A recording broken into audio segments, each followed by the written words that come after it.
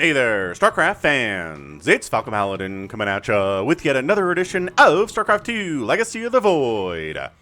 Today, going to be a match between INnoVation and Serral from earlier this year. Top right, it is INnoVation, and in the bottom left, it is Serral here on Pillars of Gold.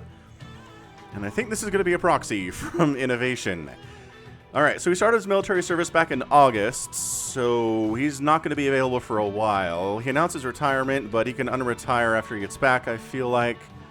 But if he doesn't, then this is the last year we're going to see INnoVation. So I figured I'd cast a game between him and Serral because they always have excellent games. And yeah, it's going to be a double proxy racks here from INnoVation. Let's see if the Scouting Overlord can find it. Oh my gosh. Oh, okay. Well, that was super easy. Sometimes it's easy peasy. It's all luck, though. Wherever you send those Overlords, you're trying to find it, but like you can't cover everything because Overlords are slow, and he knows that's what's up here. So he is going to send some drones out to deal with it. I was going to say, you can go for a pool first to try to deal with it, but also, you know, just some drones down to mess with the SCVs that are trying to build the barracks and maybe stop them from doing it if you get there in time. He figures he has time to do so. So, does he, though, is the question. God, that's so close. That first one is so close to finishing. And it does. Okay, so that finishes. Is the second one can't finish, I don't think.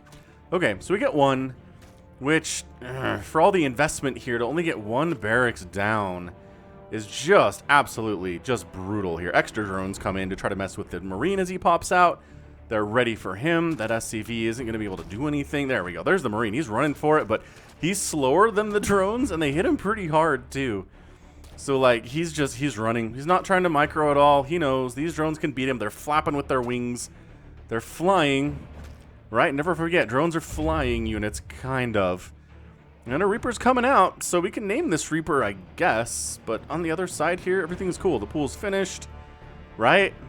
Yeah, pool's finished. Queen's on the way. No worries. 0% worries here right now. From from Serral, rather. INnoVation's got some problems. So the Reaper's name is James Salmon III. Although he shares the same name as the fishy counterpart, James Salmon the Jr. does not actually eat any salmon. In fact, he avoids consuming any and all fish products. Unfortunately for him, his friends and colleagues do mock him because of this fact. However, his father, James Salmon, a legendary secret ghost agent, enjoys his salmon grilled, not baked. I don't know. Is this like a James Bond reference? Is there a James Salmon parody character for James Bond? I don't know, man. Oh, extractor steel here from Serral. That's kind of cute. Factory on the way. Command center being built on the high ground because he doesn't know about if there are any lings coming out to do anything to a low ground construction project there, and I think we're just settling back in. Inno didn't lose too much. I don't think. He obviously got some gas back home pretty early because he was able to get that Reaper out.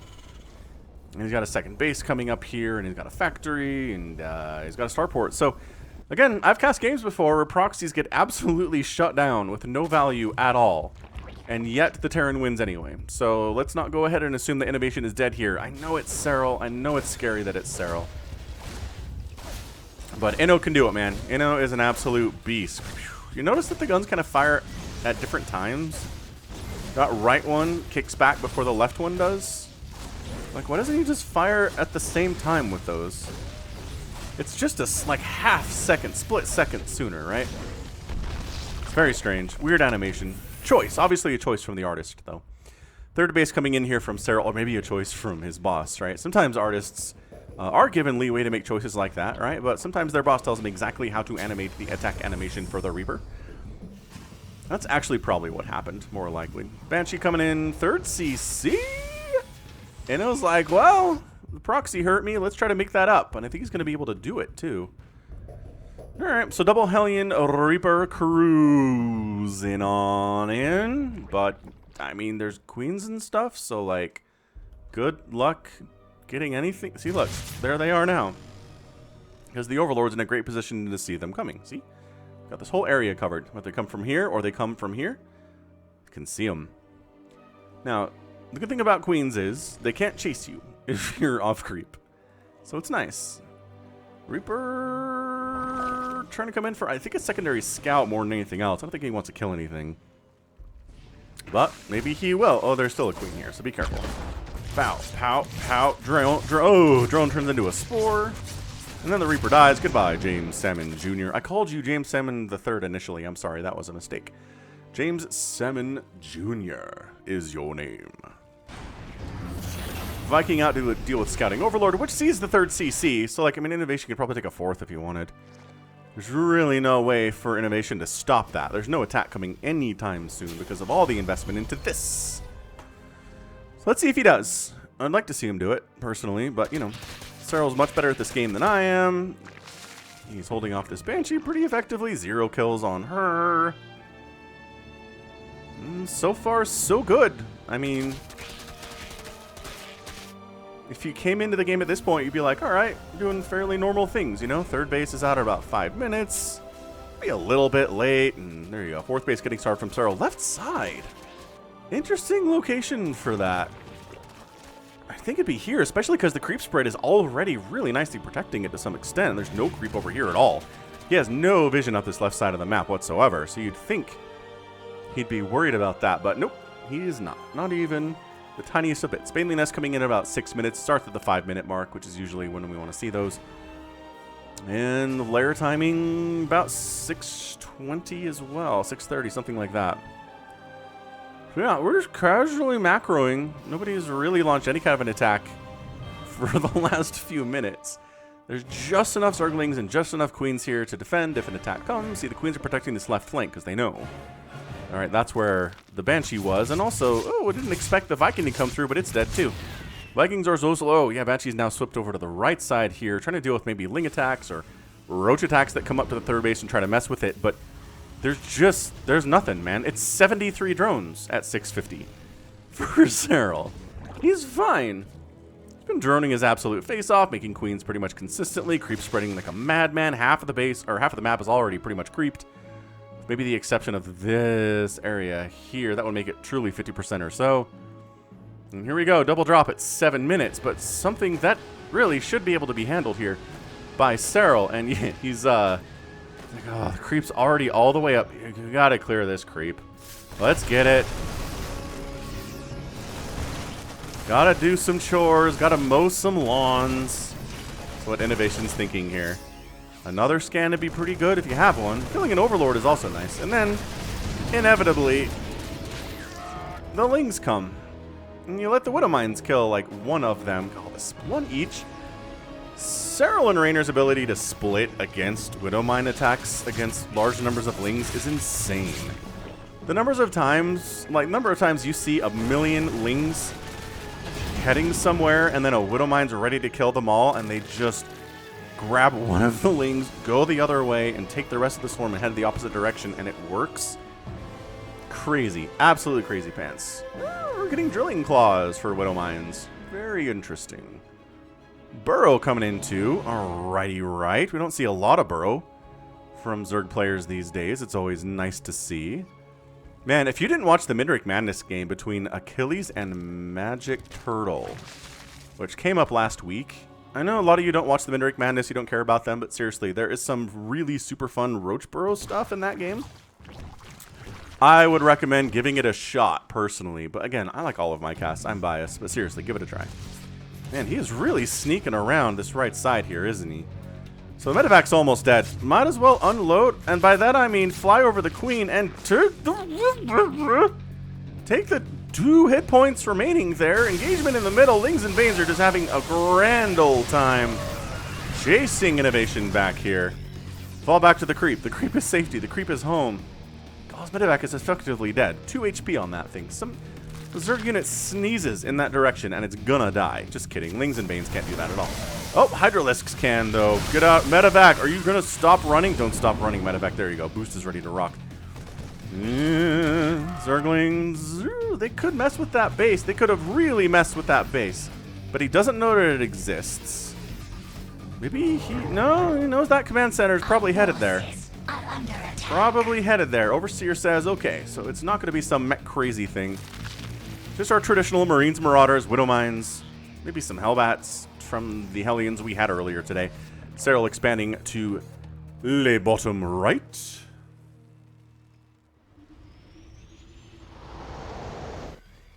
And all's quiet on the Western Front for now. What the heck is killed 2 SCVs? No idea. Unless INnoVation... No, you're not sacking him. He's only 181 supply. He only got 80 workers. It's not like he's got 100 workers or anything stupid like that, right? Hey, look. Banshee getting some stuff done. That's nice. I mean, dies to a Hydralisk, but sure. Alright. Tanks, Marines, Marauders, other side of this wall, protecting it quite nicely. The Great Wall of Supply Depots will stay sacrosanct for now. Nothing shall harm it. Lurker Den coming in. Man, this whole Lurker stuff in ZVT, it really wasn't a... okay, it was a thing in the Legacy of the Void beta for a while. Oh, that was not actually perfectly played. I remember specifically watching some games in the Legacy of the Void beta. Okay, Baneling's not really making the best connections, but it doesn't matter. Sometimes if you just have enough stuff, it doesn't even really matter. INnoVation stutter stepping as well as he can here. Tanks setting up on the high ground, trying to get some big time hits up. And 2 tanks. Pretty scary for Hydras. Serral decides to back off. He's made enough damage. He's made enough good trades. But yeah, in the beta of Legacy of the Void, Lurkers were like impossible for certain pros to deal with. And they're like, what do you do against this? And then Terran figured it out pretty quickly. And then Lurkers kind of disappeared from the matchup entirely. And then Raynor was like, you know what I'm going to do? I'm going to make Lurkers versus Terran. And then he started making it work. And then everybody else was like, ooh, shoot, if Raynor can do it, if an 18-year-old kid can do it, so can I, is what Serral said to himself in Finnish. I'm sure somebody can translate that in the comments. I probably have somebody who speaks Finnish in there. Anyway, while we're waiting a little bit here, I am here 5 times a week with StarCraft 2 content. I've got, you know, thousands and thousands of videos. I've been here since 2015. So if you want to hit that subscribe button, feel free to do so. And, you know, hitting the like button is also nice as well. And leave a comment if you feel like it. I'll read it. I will read your comment because I read every comment anyone ever makes on any of my videos. Which is not hard because I don't get enough for it to be hard, okay? Like, some channels are so big, there's no way. They couldn't read every comment but there are thousands of them every minute, right? But I can because I don't get that many. So if you want to get my attention, leaving me a comment is not a bad way to do it. Yeah, if you have a question or a comment, how can you do better? But anywho, blinding clouds on the tanks, but the second line of tanks does technically exist. Planetary goes down to the Baneling bomb, but Baneling's exploding on tanks is not what you want. 10 SCVs die and the base does go down, but INnoVation, I think, came out on the top there as far as overall army value left over, which clearly shows us down there that is the case. However, being knocked down to 3 bases at 12 minutes is not ideal. Have to replace your 4th base. The Zerg creep is just insane right now. Like, this is bad for INnoVation. If you look at his vision right now, it's just like there's tumors everywhere. There's creep over here where you want to expand. No! Mineral field depleted. Got the ghosts out, which are going to be the answer here to things like Ultralisks, things like Vipers. You can even use them to one-shot a Hydra if you want. Or, you know, a Broodlord, because double Spire's coming in, which indicates to me Broodlord play from Serral. High Psych auto tracking, building armor, actually going for +2 vehicle attack. And there you go. Yeah, see Greater Spire. Yeah, in a ZVT, if you see somebody going double Spire at the professional level, it indicates Broodlords. It just does. So here we go. Lings, Banelings, Hydralisks. I don't think this is an intended strategy to kill INnoVation, but it's going to free up a ton of supply and try to take a lot of the Terran with them, and also prevent this base from landing for a little bit longer, which is going to be a nice victory for him too. But see now, oh, it just made 76 Lings. Never mind, I thought he was going to maybe make some Corruptors with that available supply, but nope. 86 Zerglings in production, which have +2 attack and +3 armor and Adrenal. He didn't forget about Adrenal. Always a fantastic life-changing experience when you don't just forget about Adrenal, which is a reference to an earlier game that I cast between these two. Man. Late 2020? Time has no meaning anymore. But anyway, it was a Serral versus Maru, I think, and Serral just refused and forgot that Adrenal Gland exists. And it didn't go super well for him. It was very hard for his Lings to get a lot of stuff done against 3/3 Marines and, you know, ghosts and stuff.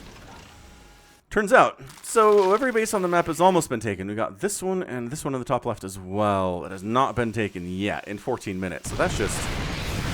Alright, this is just the Zerg machine, man. This is not a win the game maneuver. This is a kill bases, kill SCVs, take down tanks, be incredibly cost inefficient, and eventually win anyway. You just gotta slow INnoVation down enough to eventually he won't have enough money to repel one of these attacks, and then I win. It's not a super sophisticated strategy, but it's one that we see from time to time, especially in ZVT, especially from elite Zerg players like Dark, like Rogue. I believe Rogue did it to, who was he playing against in GSL? Somebody in the group stages. And he just kind of like face mashed Lingbane Hydra into siege tanks and Liberators and Marines and Marauders just over and over and over and over. And it was incredibly cost efficient. But you know what? He had enough faces, kind of like this situation, that it didn't matter. He could just keep throwing maxed out armies at the Terran player until the Terran player died, despite the fact the Terran had a composition that was, you know, pretty good against this kind of thing. Another planetary down. Okay, Inno, like, this is, now it's hurting. Now it's just pain. Yeah, 3 planetaries dead in the first 16 minutes is a bad metric. A bunch of Lings do run in and actually take down a siege tank. Cracklings here. Sensor tower is a nice thing to pick off too. Advanced notice is not going to be as good as the Terran wants it to be here. And a lot of SCVs are dying. That's 10. Oh, then he burrows. But there's a scan! And they have to run away. But that is, what, 30 SCVs killed, which is honestly lower than you would expect if you've lost, like, 3 planetaries and the integrity of another base in the first 16 minutes. So it could be worse. It's at 97 workers for Serral. He might actually want 49 banelings are coming up, by the way. You want to hear this sound? Everyone's favorite sound? Oh my gosh. Rollin', rollin', rollin'. Keep those banelings rollin'. Rollin', rollin', rollin'. Rawhide. Yeehaw! And this is, you know, minimal micro really needed here. It's kind of an A move. Just casually, yeah, casually dance back, kill the planetary. Casually just kind of roll through a gauntlet of split Terran units. That's a lot of dead banelings that didn't do a whole lot. But as I've been saying, this entire last 5 minutes or so, it doesn't really matter. I love this one lurker. This is the one lurker on the map. He's got 2 kills. He's doing great. He's going to kill a supply depot. He's already got 2 kills. That's going to be his 3rd. INnoVation's like, I have to do something about this. I got to kill a base. I got to kill something. So he does siege up a very inter-tank. 2 very inter-tanks, actually. But coming from all directions, though, that is when it's bad. And that's it. That's your GG's. INnoVation knew if I can't kill a base with this single attack, I'm not going to win this thing. I'm knocked down to 4 bases. This is what the income tab looks like. It's bad. It's been bad for the last 10 minutes. And yeah, Serral was just able to macro his face off, as one does if they happen to be Serral. Just 4 planetaries down, 41 SCVs killed, no hatcheries killed, and a single drone. That's it. Those are the numbers. Those are the numbers that you want to see if you're a Zerg player. And those are the numbers you can see if you haven't even watched the game and be like, okay, that's a Zerg win, right? Right? You look at this and you say, okay, 18 minutes, this is what the units lost tab looks like. Yep. That's it. Command center also died, so that hurts. Yeah, the games where Zerg players lose, they lose hatches, right? They lose 5, 6, 7, 8 hatcheries. And the games where Terrans lose, they lose planetaries. It's the key here. It is the key to the whole thing. But Serral just had too many bases, too much income, some horribly lopsided trades in the last few battles there. 34,000 resources lost for Serral and only 27 lost for INnoVation, but it didn't matter. He had the bank, he had the money to do it. He kept getting enough money to remax every couple minutes. And that's what he did. And just wore INnoVation down. INnoVation recognized I could probably try to hold out here for another 5 minutes, but you know what? Sometimes it's just not your day. And it wasn't. And that's okay. Maybe it's time to go to the military. I don't know, man. Serral's just scary. He's an extremely, extremely scary dude. All right. That was, man. That was incredible. What an absolutely fantastic game there from Serral. And Terran fans, I'm sorry for INnoVation here. Alright, so that's going to be it for me today. This has been Falcon Paladin. You can find me at Twitter, Facebook, Twitch, and Patreon, all at /Falcon Paladin. And until next time, as always, thank you so much for watching. Thanks for hanging out with me today, and you take care of yourself.